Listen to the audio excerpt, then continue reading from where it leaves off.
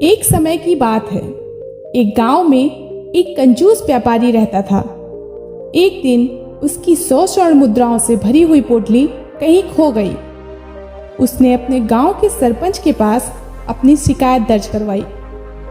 सरपंच ने कंजूस व्यापारी को सलाह दी, देखिए व्यापारी, हम अपने आदमियों को हर जगह भेजकर पोटली ढूंढवाएंगे, लेकिन क्योंकि अब पोटली ढूंढने का और कोई तरीका नहीं है तो अच्छा होगा कि आप पोटली ढूंढने वालों के लिए 10 स्वर्ण की मुद्राएं इनाम घोषित कर दें। कंजूस व्यापारी ने बिना मन से इनाम के लिए हाँ कर दी। उधर वो पोटली रास्ते में पड़ी हुई एक मजदूर को मिली। मजदूर पोटली लेकर व्यापारी के पास देने गया। व्यापारी ने पोटली खुशी खुशी ले ली। उसने मजदूर को धन्यवाद दिया और अपना दरवाजा बंद कर दिया। मजदूर ने सोचा, व्यापारी ने इनाम के 10 सोने की मुद्राएं लेने अंदर गया होगा, थोड़ी देर में आ जाएगा। वो वहां बहुत देर खड़ा रहा। जब कंजूस व्यापारी अब तक नहीं आया तो उसने दोबारा घंटी बजाई। मजदूर को देख व्यापारी बोला, बोलो अब क्या है? मजदूर ने इनाम के 10 स्वर्ण मुद्राएं मांगी। इस पर कंजूस व्यापारी बोला, कैसा इनाम? मेरी पोटली में 110 स्वर्ण मुद्राएं थी, अब इसमें केवल 100 स्वर्ण मुद्राएं हैं। इसका मतलब तुमने पहले ही इनाम की 10 मुद्राएं निकाल ली। चलो चलो जाओ, कोई इनाम नहीं है। इतना कहकर उसने फिर से दरवाजा बंद कर दिया। मजदूर व्यापारी की शिकायत लेकर सरपंच के पास गया। सरपंच ने व्यापारी को पोटली लेकर तुरंत बुलवाया। व्यापारी सरपंच का कहा टाल नहीं सकता, इसलिए वो पोटली लेकर सरपंच के पास पहुंचा।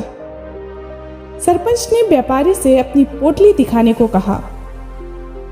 पोटली को अच्छी तरह देख परख कर सरपंच ने पूछा, क्या आप विश्वास से कह सकते हो कि आपकी पोटली में 110 स्वर्ण मुद्राएं थी, 100 नहीं? व्यापारी ने झट से हाँ कह दिया। इस पर सरपंच बोला, फिर तो मुझे लगता है ये पोटली आपकी नहीं है, क्योंकि 110 स्वर्ण मुद्राओं के लिए ये पोटली बहुत छोटी है। इस पर इतनी मुद्राएं नहीं आ सकती। इस पोटली में तो केवल 100 मुद्राएं ही आ सकती हैं। अब सरपंच वो पूरी पोटली उस मजदूर को देते हुए बोला, मजदूर भाई, ये पोटली इन व्यापारी की नहीं है।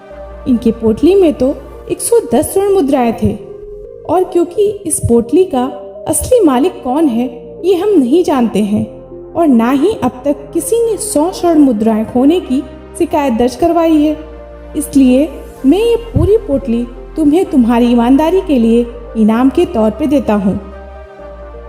व्यापारी कुछ ना बोल सका, क्योंकि वो ये बात कह चुका था कि उसकी पोटली में 110 स्वर्ण मुद्राएं थी।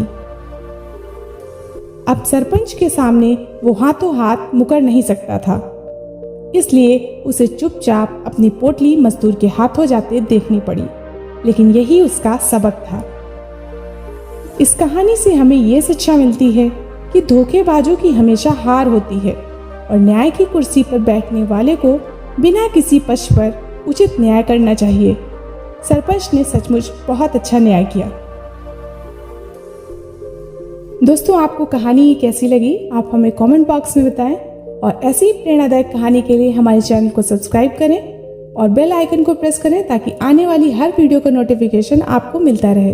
फिर मिलती हूँ ऐसी नई प्रेरणादायक कहानी के साथ। धन्यवाद।